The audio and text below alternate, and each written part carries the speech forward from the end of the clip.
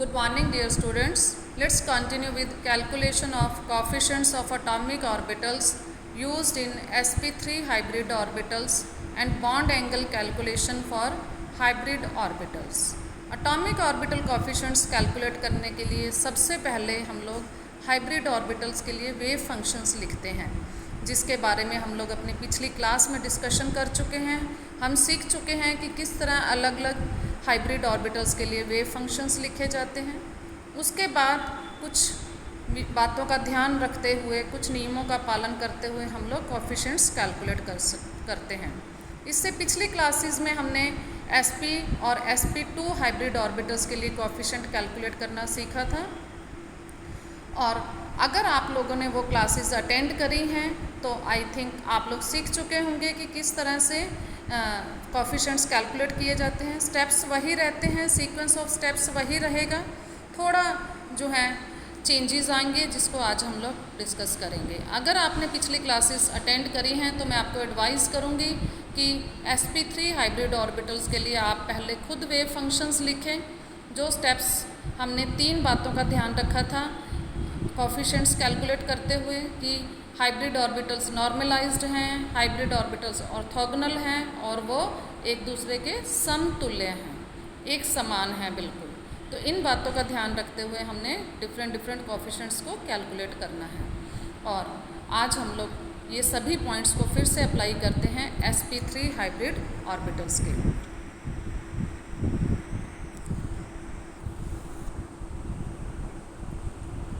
ये देखिए आप sp3 हाइब्रिड ऑर्बिटल्स के लिए वेव फंक्शंस जो हैं ये इक्वेशन नंबर 1 से लेके 4 तक दिखाए गए हैं। हम जानते हैं कि sp3 हाइब्रिड ऑर्बिटल्स एक s व 3 p कक्षकों के संयोग से बनते हैं। तो 4 एटॉमिक ऑर्बिटल्स यूज़ हो रहे हैं, इसलिए 4 हाइब्रिड ऑर्बिटल्स बनेंगे और उन सभी में s और p का कंट्रीब्यूशन होगा।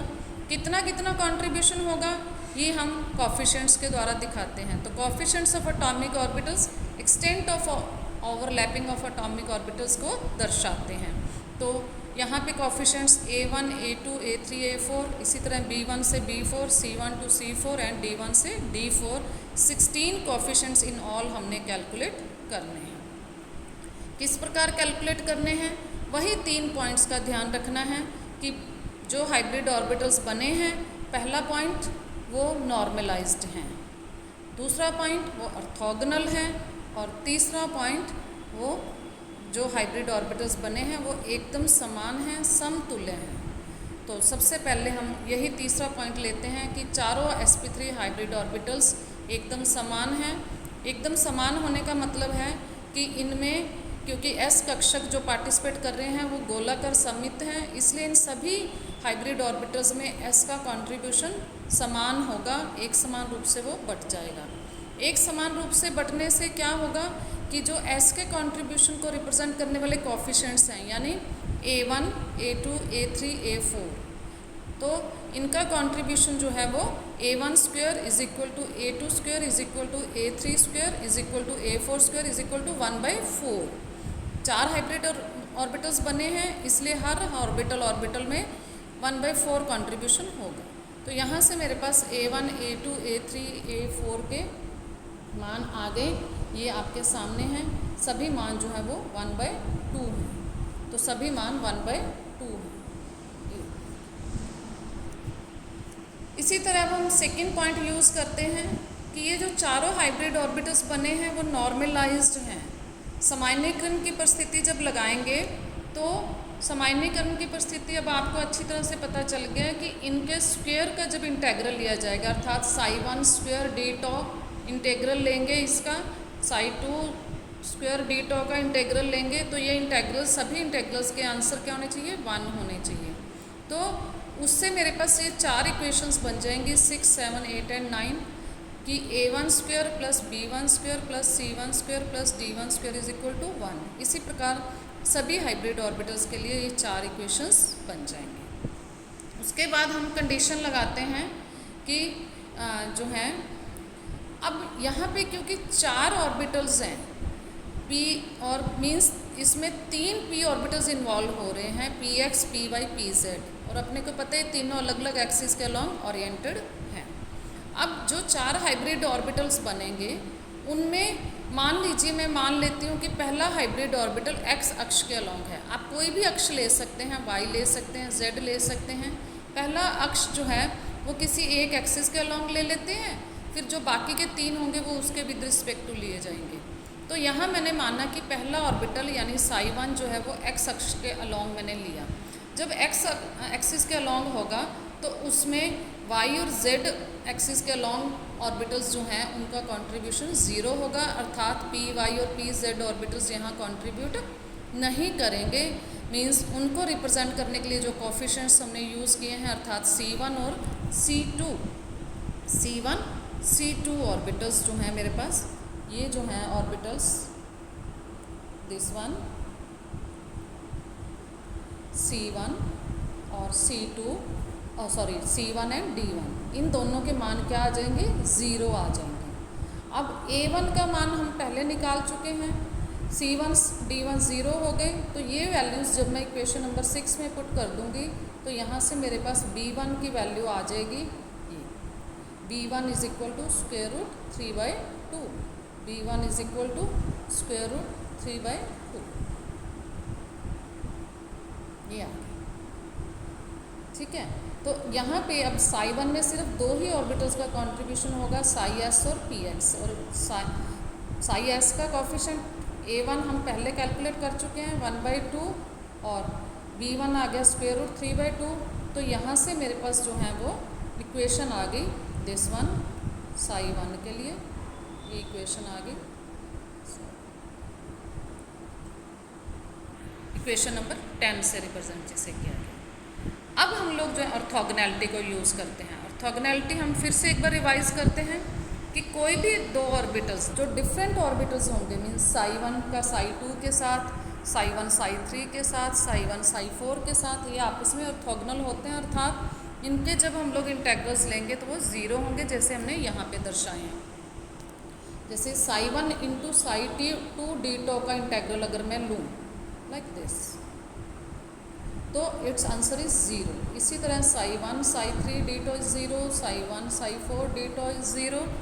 तो ये जो इंटेग्रल्स जब हम लोग यूज़ करेंगे, अब साई 1 साई 2 की आप यहाँ पे वैल्यूज़ पुट करें, फिर जो साई s साई px आपस में आएंगे तो उनकी वैल्यू 0 पुट करते हुए, इसी तरह साई s स्क्वायर जो आ जाएगा, जो हम पहली क्लास में हम लोग ये इंटेग्रल को खोल के पूरा सॉल्व कर चुके हैं सिंप्लीफाई करके।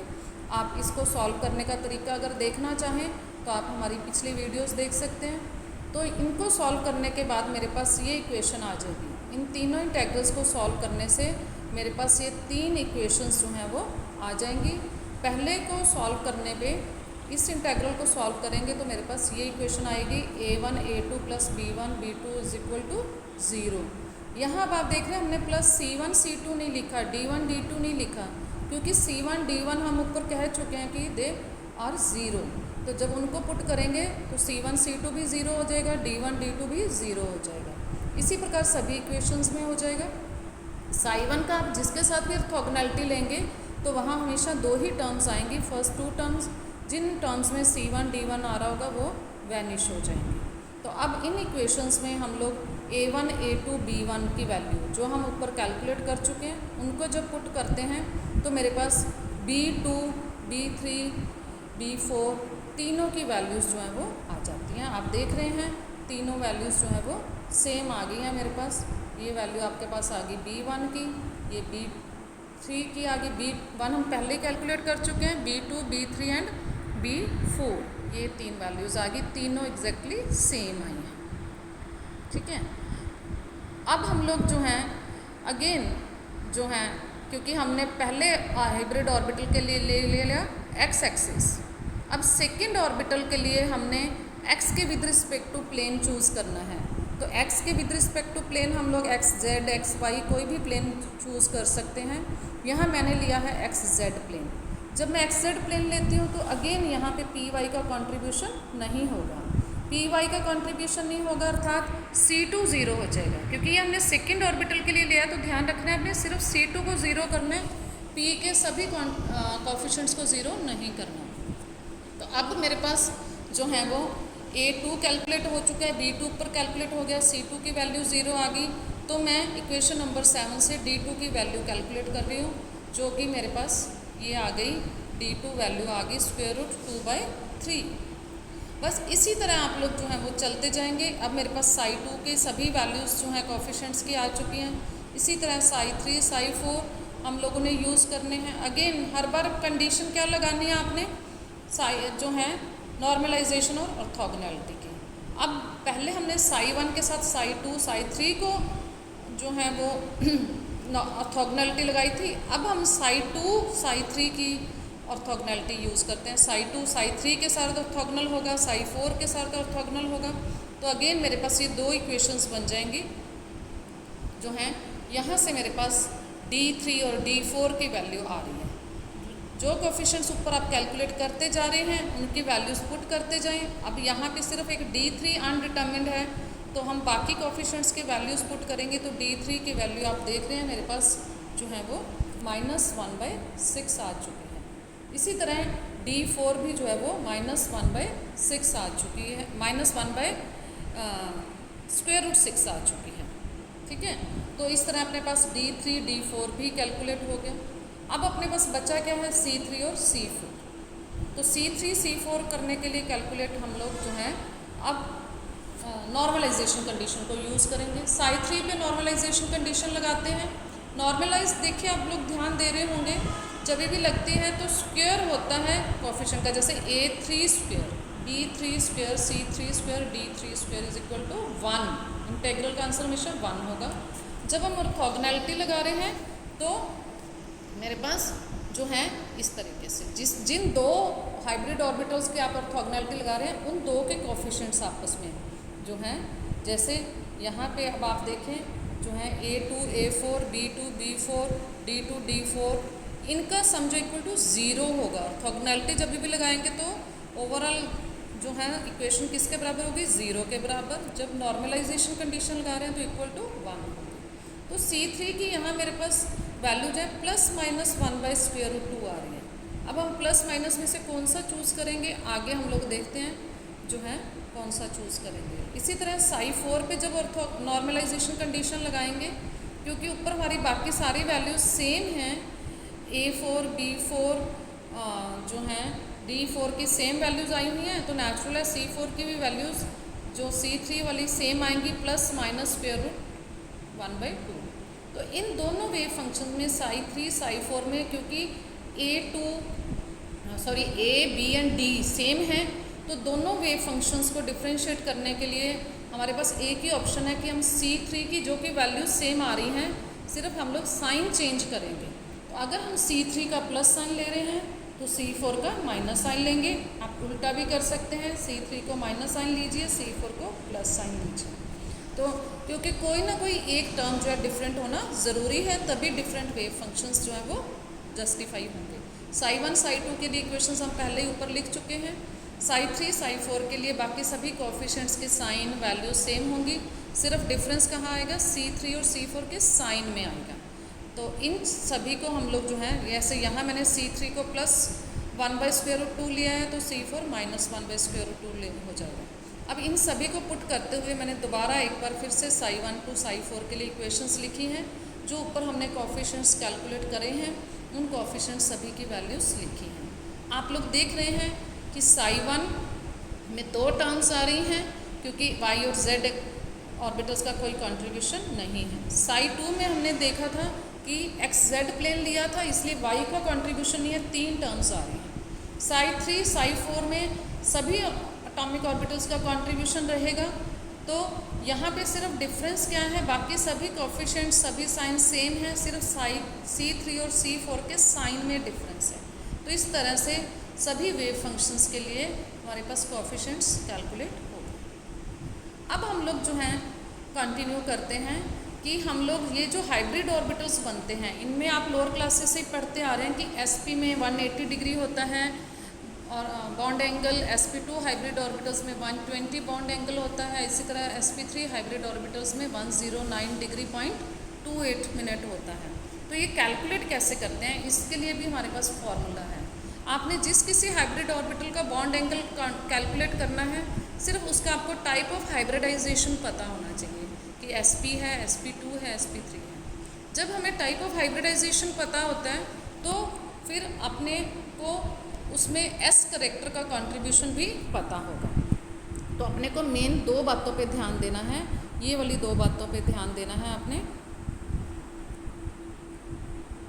संकरण का प्रकार, संकरण का प्रकार पता होने से हमें संकृत कक्षक का s गुण पता होता है। तो अगर हमें ये दो बातें पता हैं तो हम ये फॉर्मूला को यूज़ करेंगे, ये this one, cos theta is equal to minus of संकृत कक्षक का s गुण अपॉन 1 माइनस संकृत कक्षक का s गुण।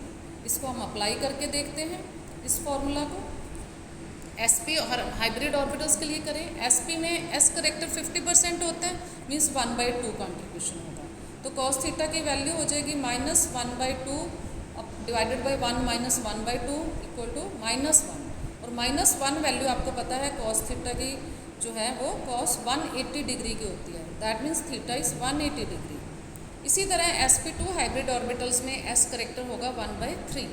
जब 1/3 हम वैल्यू पुट करेंगे तो मेरे पास आ जाएगी cos थीटा की वैल्यू -1/2। -1/2 cos थीटा जो है वो cos 120 के बराबर होता है, दैट मीन्स थीटा इज़ 120। हम पढ़ते हैं तो कि sp2 हाइब्रिडाइजेशन में बॉन्ड एंगल 120 होता है, इसलिए त्रिकोणीय संरचना होती है, प्लेनर ज्योमेट्री होती है। इसी तरह sp3 हाइब्रिड ऑर्बिटल्स में 1/4 s करेक्टर होगा, जिससे cos थीटा की वैल्यू -1/3 हो जाएगी और -1/3 वैल्यू होती है cos 109 डिग्री 28 मिनट्स की, और इसलिए ज्योमेट्री होती है tetrahedral. That's all about MOT for hybrid orbitals. आप लोगों को कहीं भी कोई भी डाउट हो आप लोग व्हाट्सएप के थ्रू, टेलीफोनिकली हम लोगों से कांटेक्ट कर सकते हैं, कमेंट बॉक्स में कमेंट डाल सकते हैं। You are always welcome for the queries. Thank you so much.